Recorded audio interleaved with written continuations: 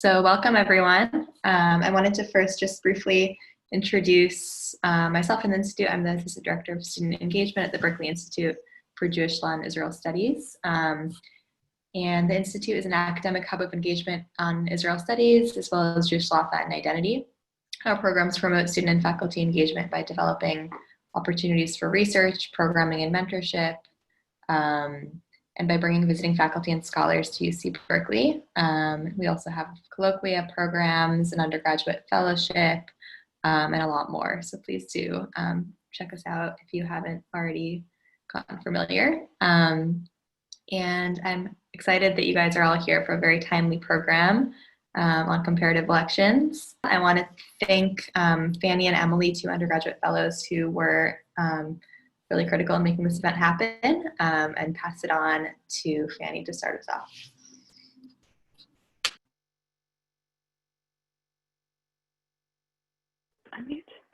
Thank you so much, Maya. So Dr. Roy Peled is an administrative and constitutional law professor at the Heimstrich School of Law, College of Management, Academic Studies in Israel. Roy Peled was the 2019 to 2020 Israel Institute Visiting Professor. He is the Koret Visiting Professor in Israel Studies at UC Berkeley for 2020 to 2021. Jay Footlik was a former U.S. congressional candidate, special assistant to President Clinton in the White House, and senior Middle East advisor for John Kerry's presidential campaign. And now Emily is going to give some background for the program.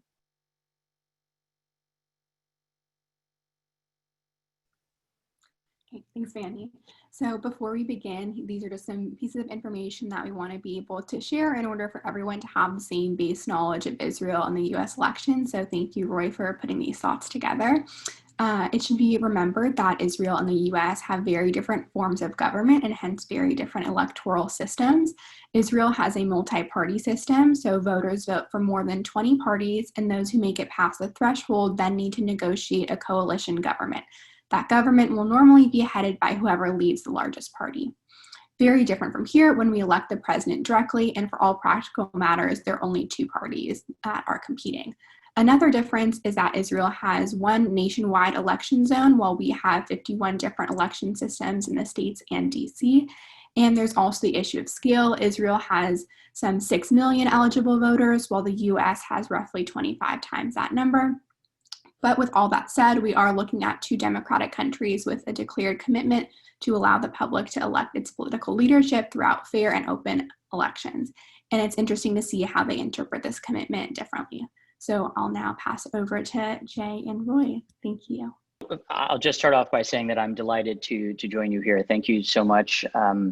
You've heard the differences a bit in broad outlines between Israel and the United States. What we share in common is a commitment to democratic ideals and values. Both countries have very vibrant democracies with a good amount of participation. I wish as an American we had the level of participation that Israelis seem to enjoy. There's a lot of interest, I think, in this particular presidential election coming up in the next 20 plus days. I think we'll have record turnout. I think the fact that election day has now become more or less election week or month in certain places where folks have already started to vote in many places, including where I live right now in Arlington, Virginia, in the outskirts of Washington, D.C. It is no longer about the activity on one particular date certain, but about an election campaign and an election season. Over the course of the next 45 or 50 minutes, I think we'll have hopefully a very vibrant conversation about the similarities and the differences involving financing of campaigns, inclusion on the part of different parts of the electorate in both countries, procedural fairness, and then from a practitioner's standpoint, what all of this means in the coming weeks and months here in the US, and of course, looking at the Israeli electoral system, which just finished its third election in the last 2 or 3 years, maybe a little less time. In any event, looking forward to having this discussion and to the questions and comments that you have along the way. Roy? Yeah, thank you, Jay, and thank you, Maya and Emily and Fanny. Israel finished its third election within a year and a half from now. All three were within a year, and it's basically counting down to its fourth right now. But we won't go into Israeli politics too deeply. I began thinking about the different concepts, not just different specific legal arrangements, on my daughter's back to school night when we just came here last year. There used to be a time when back to school night was people were actually back to school, and we actually met in her classroom. And each parent had laying on the table, I don't know if the camera will let me show this. Yeah, this is a pencil. These are parts of a pencil. With the virtual background, let's show. But it's a pencil sponsored by Assemblywoman Catherine B. Baker, which the Assemblywoman in the California Congress for our area. And as I was going in and looking at that pencil, first thing crossed my mind was, oh my God, where's the police? Because in Israel, it would be unthinkable that the school would distribute pencils sponsored by a congresswoman or assemblywoman. And in Israel, that violates a series of laws. It would be a violation in that the school wouldn't be allowed to distribute it. She wouldn't be allowed to use public funding to produce something like this. We wouldn't be allowed to get it because it would be considered as sort of a gift. There was although it's not a very valuable one, but there was a court case or a elections tribunal case against a party that distributed Shabbat candles in the market, and those were considered illegal presents, although they weren't the fanciest candle you can think of. So the concept is very different, and as I mentioned, I think the difference is mostly in three fields. It's the equality among competitors, the inclusion of voters, and some issues of procedural fairness. And I won't deny that I raised this and spoke about this with Rebecca and Maya, because I think maybe on this, in some aspects, Israel, I think, is doing better. In some not. You'll see some of it is crazy. And maybe we can start by looking about some arrangements regarding equality and campaigning. And I'll toss this up, and Jay, which has experience campaigning both in Israel and the US, can sort of give it a more down on the ground reality aspect. The basic idea in Israel is that the law is in charge of making sure there's an equal opportunities between the parties competing. So the first thing regarding that is public funding, right? So every party competing in the elections in Israel receives funding from the central government, from the Central Election Committee. That's the organ, the body that runs the elections. But it's not just that you get public funding. There's also, of course, you can raise funds like here, but not really like here. You can only raise funds from individuals, never corporations, and a very low limit. I think right now it's around $500 or $600 per household, not even per individual. But not even that, you can't raise as much as you want, because there's a cap on how much you can spend. So even if you have all the money in the world, like 1 million households gave you $500 each, you can't use a $500 million campaign budget, because there's a cap on how much you can spend, which is not, it's roughly 20% more than what you get from the public funding. So the private fundraising is never a big, big chunk of the election. And not only that, but there is a very strict policy from the Central Elections Committee regarding in-kind donations. So almost everything that has any value is considered an in-kind donation. If I'm a lawyer, I cannot give free legal advice to the party I support, because that would be considered in-kind contribution. And obviously my legal opinion is worth more than $500. So I just can't do that, because that would be a contribution, a donation above the cap. If I'm a singer, my singing really isn't worth 5 cents, but if I were a worthy singer, I can't sing in a campaign event, because again, my performance has some value.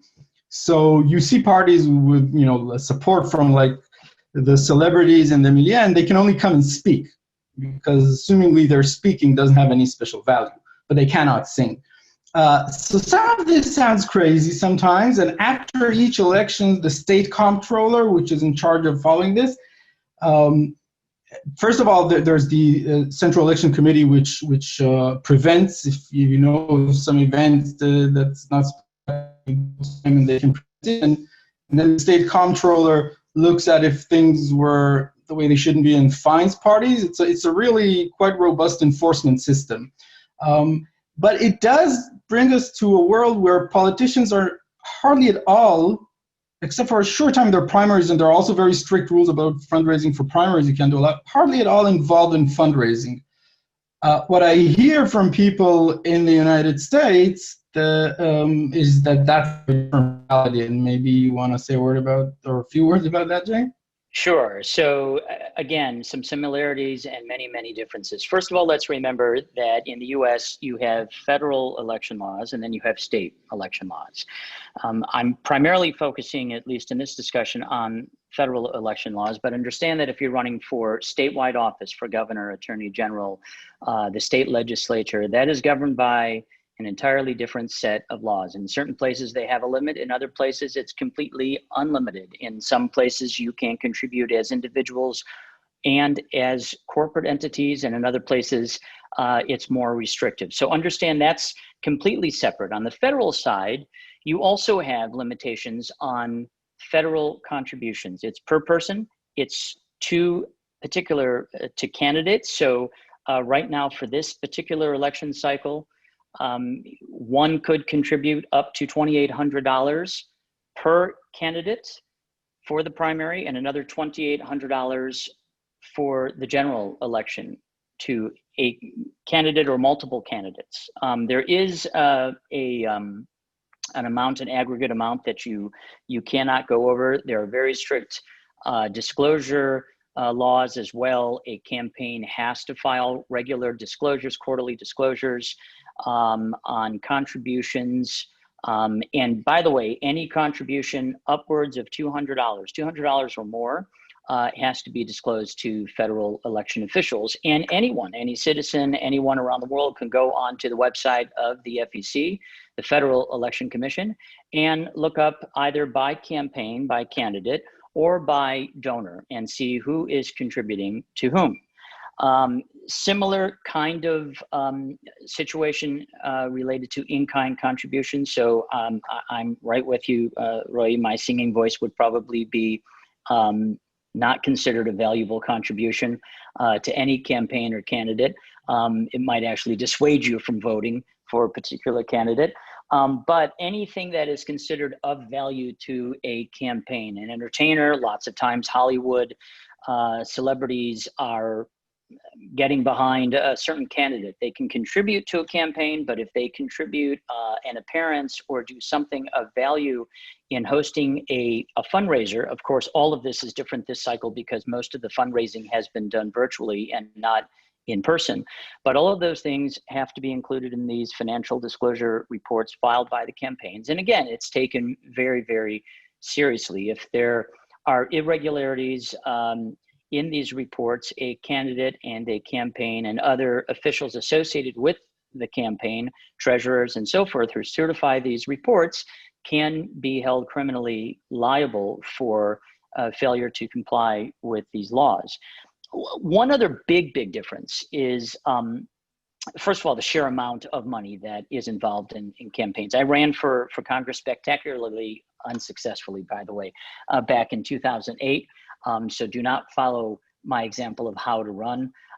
But I can tell you that in a frustrating way, the majority of my time, at least in the early days of the campaign, was spent fundraising. You are literally locked in a room for hours and hours on end, dialing for dollars, trying to get people to contribute to your campaign, because that truly is the first sign of viability for a candidate and a campaign. That is the first sign of strength. That is what will put you on the map for Washington-based organizations, the Democratic National Committee, the Democratic Campaign, Congressional Campaign Committee, and others who often come in and provide additional financial assistance to campaigns that really can make a crucial difference in whether or not your campaign is able to get across the finish line and compete in the November elections.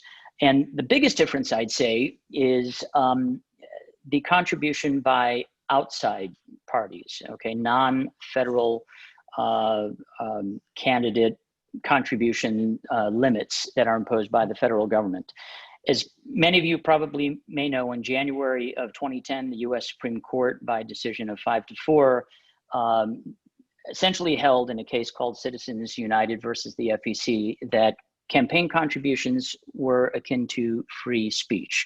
And earlier efforts, bipartisan efforts, I should say, to try and limit campaign contributions and the expenditures in federal campaigns were essentially struck down. And once that happened, you had essentially a proliferation of outside interest groups. It could be unions, it could be the National Rifle Association, it could be a lot of different independent organizations that in theory are legally forbidden from having any interaction, planning, coordination with one particular candidate, but can spend limitless amounts of money. They set up what's known as a 527. That is a designation under the Internal Revenue Service Code, and they can spend unlimited funding in support of a candidate or in opposition to another candidate. And that has created, I think, a system where you don't have equality. In a sense, you don't have equality between candidates and campaigns.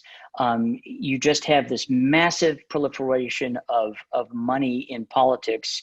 And I think it provides a disincentive for a lot of people who ordinarily would want to participate in the electoral process, would want to run for office, but don't necessarily have access to major funding on their own or fundraisers, and don't have these outside interest groups that can come in to assist in their campaign in one way or another. So that, I think, is one of the big differences between the two systems. So maybe I want to a sentence on that and move on to another point. So we as in Israel, don't have super PACs of any form. So anything that is deemed to support a specific party is considered part of your expenses as the party, which means if you didn't pay for it, it's an illegal contribution and it counts against your cap and everything. So I was an active member in a party called Peled, and for instance, someone we don't know at all, some NGO that never spoke to us, put an ad in the paper saying, look at every party's record on religious coercion, a big issue in Israel.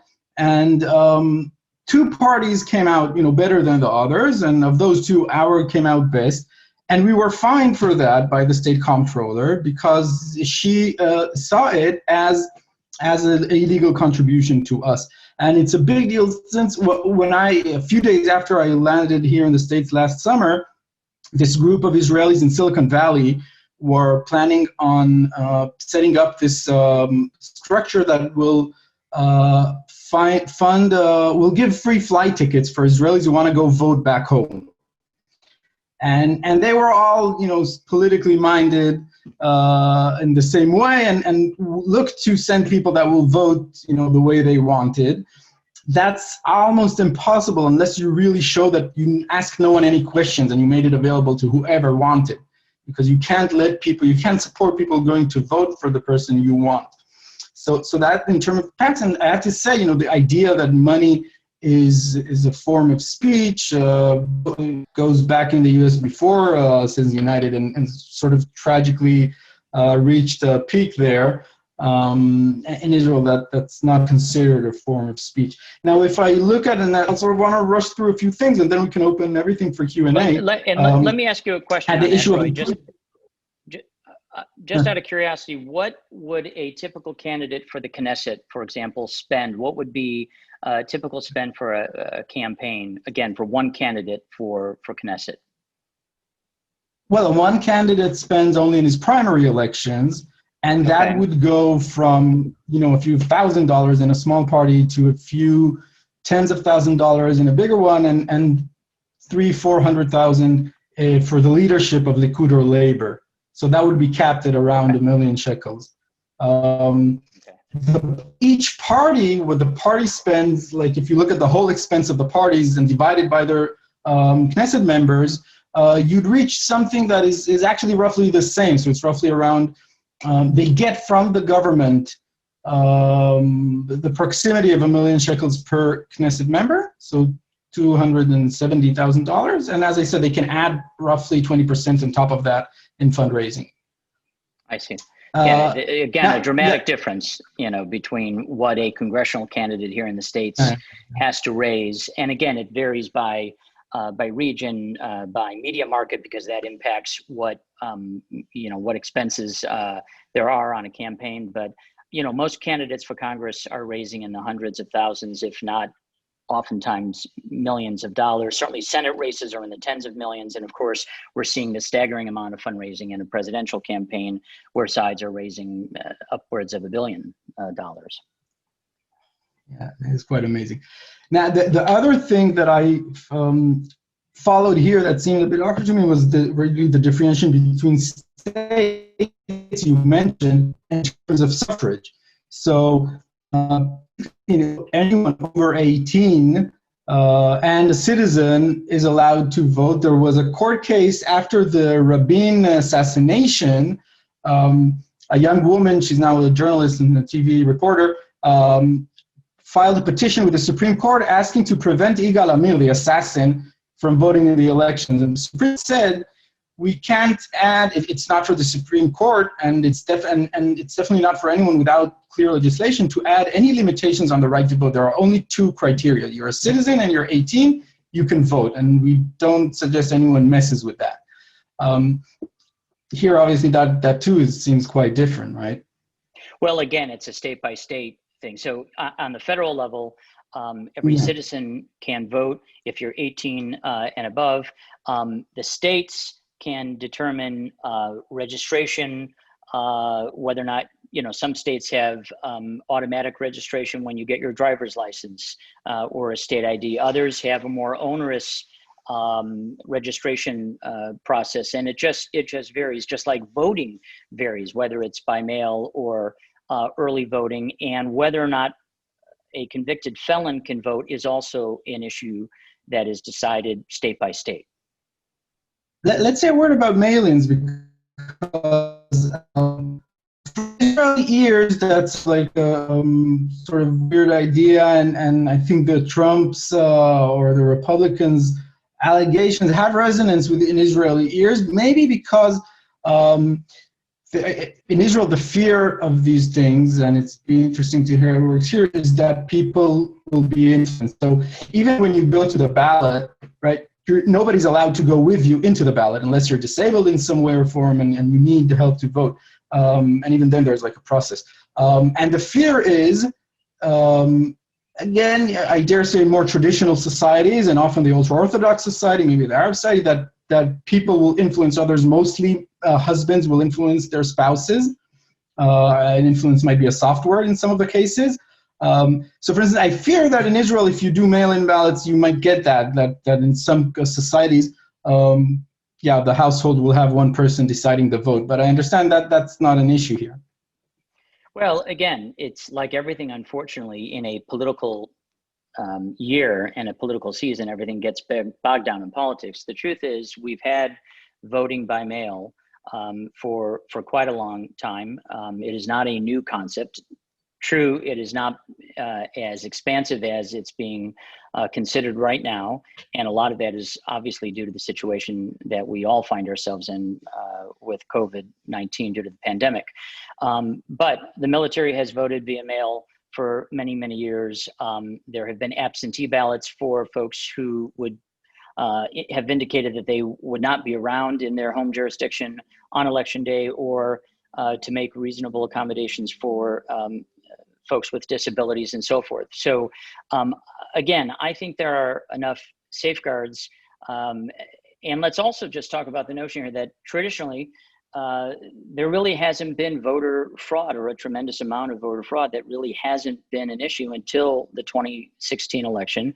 And the discovery of Russian involvement and interference in the 2016 presidential election cycle. So the FBI director under President Trump has testified to, to the fact that he has seen very little evidence of any kind of widespread effort to engage in campaign fraud or election fraud, other than external interference. At this point, I think it's become an issue like many other issues regarding inclusion. There's one party, I think that I don't want to make this overly political or partisan. I know that is not the intent of this discussion. But it's quite clear when you heard Vice President Pence last night talking about the desire to make sure that there isn't nationwide mail-in balloting, and you hear both Senator Harris and Vice President Biden talking about the importance of making sure that not only does everyone have the opportunity to vote either in person or by mail, but that every vote be counted, because even that has become a state-by-state issue. Do we count ballots that arrive via mail 2 days after the election, or 3 days after the election, or a week after the election? Does counting of early voting ballots start when they are received, or does it only begin on election day? These are all differences within the 50+1 jurisdictions that we have across our country.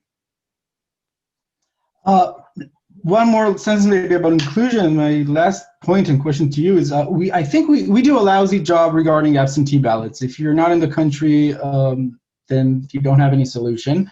But there is a real effort to make sure everyone that votes, that wants to vote can. So we have ballots in hospitals if you happen to be hospitalized that day. Obviously, we have ballots in prisons, as I said earlier about prisoners.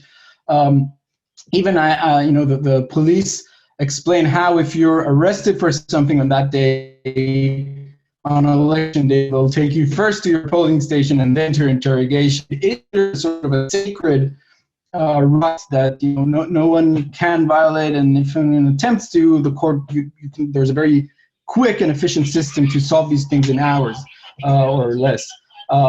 Last thing that to me as an outsider seems crazy is the role in the states, in some of the states at least, of politicians in deciding the outcome or those questions about voting you mentioned. So in Israel, it's all through the judiciary, basically. There are local election committees headed by district judges, and there's a national election committee headed by a Supreme Court justice. And it would be unthinkable that a Secretary of State campaigning for one certain candidate would be able to take the calls on certain decisions regarding counting. You have much more trust in your politicians, basically, than we do, it seems.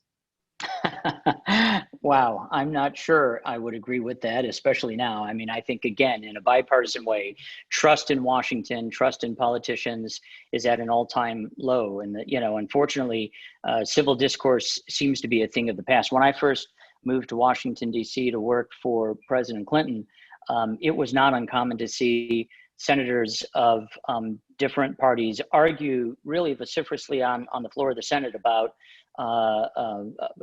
about an issue, and they were passionately disagreeing about an issue, and then after the debate could go off and have dinner together, and it would be collegial, and their families knew each other and would see each other on weekends at baseball games and so forth. That unfortunately is no longer the case, and I think it really impacts the way in which our legislation moves or doesn't move. I think it's very stagnant. It also impacts the way in which the body politic, the public views our political discourse and views politicians. And so I don't think there's a tremendous amount of trust.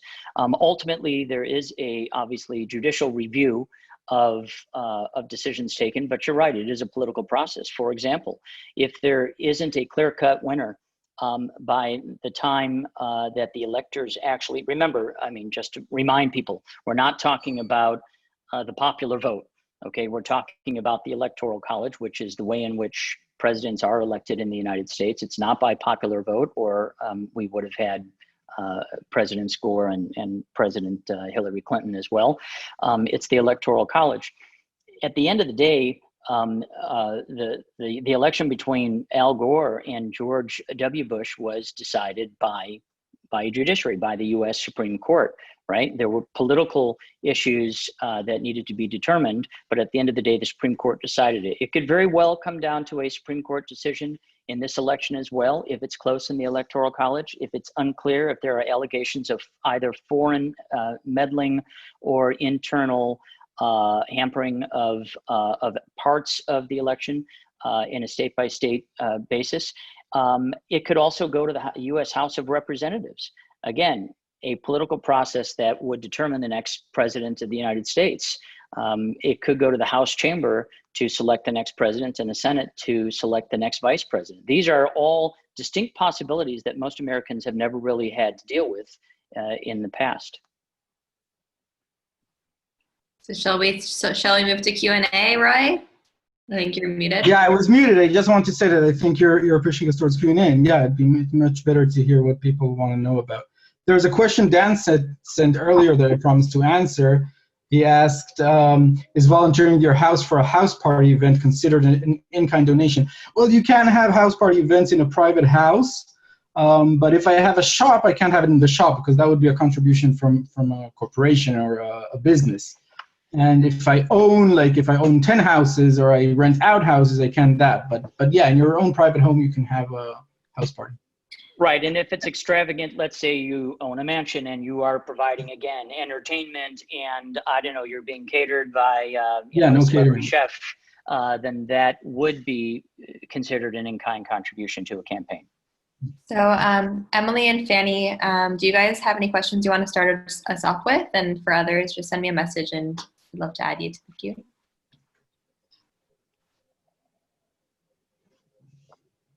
Okay. Emily. Thanks, Maya. So my question is about the political parties of the U.S. and Israel, of thinking about the U.S. and how we've seen it throughout the campaign cycles, how polarized the parties are and how polarized voters are. How does political polarization affect both the U.S. and Israel and the elections generally? So I think we could, Roy, I'm interested in what you have to say on this. I think we could probably do a whole panel discussion about political parties.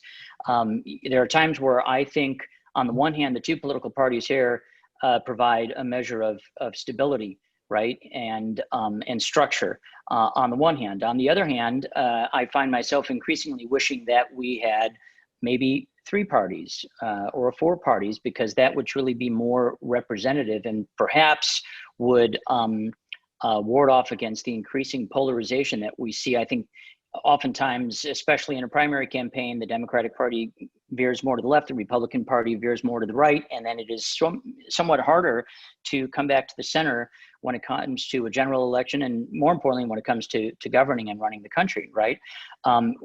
Now, you can take it to an extreme. There are times in Israel where I lived in Israel for several years. I don't participate in Israeli electoral politics at all, but as an observer, I've appreciated that you have far many more parties than we do, which on the one hand, on the positive side to it, it seems to provide more access for more people. On the negative side, it often can make things hard to govern if smaller parties at a lower threshold can sort of hold the entire government hostage over certain issues. Roy? Yeah, we had that problem. There we go. Okay. But I myself, I myself, I'm back and forth like you on this, what I'd prefer. We had our problems, obviously, but I think that our experience does show that it has to do with how many parties you have and more to do with issues of, Emily mentioned polarization, also about with issues of the ability of parties to come together and overcome obstacles and differences, and parties being sort of loyal to their politics, to their agenda, their pre-election agenda, or sort of dumping everything and making it all a business deal after. and that makes sort of like a horse trade style politics quite frustrating. I think what we see now with the polarization, Emily, is that the level of suspicion is so high that it becomes more and more difficult to hold the system, right? So we had this case in the first, I don't even remember, first or second of the three we had in the past year and a half, in which activists from Likud, the ruling party, wanted to go into ballots. Every party has a right to put an observer in a ballot. And cameras, allegedly by them, document any misconduct. Now, I have to say, they can't obviously see what anyone is voting. They say they just wanted to see in the counting what's going on in the counting, or document, because they have the right to see anyhow. And the Central Elections Committee sort of blocked that on the one hand and said it's illegal, they can't do that, but then sent its own sort of neutral observers with body cameras to document the counting process. Now, there is some misconduct in some ballots every time. There are 9,000 ballots roughly, and as Jay said, there was very little evidence of fraud in the past, but there always was some in a few ballots. What happens, in the past, people could, okay, agree, it's not a big deal, it doesn't make much of a difference, you need to obviously, investigate it wherever there was wrongdoing, but it was never used to make it like, try and blow up the whole elections on this. And that is changing. That is changing. Everybody is looking for his opportunity, her opportunity to show that the other side are all criminals and monsters and are trying to win elections. So I just want to end and say thank you to our speakers. Thank you to Emily and Fanny for your help. And thanks for all of you for joining us. And we'll keep, hopefully we'll be able to bring you guys back at some point and talk as this process continues. But with pleasure. Thank you. It's been a blast. Thank Everyone, you. buckle up your seatbelts. It's going to be an interesting ride. At your service. Thanks, everyone. Yeah, thank you so much. Thank you. As long as it stops in the right station. Thank you. Bye-bye. Bye.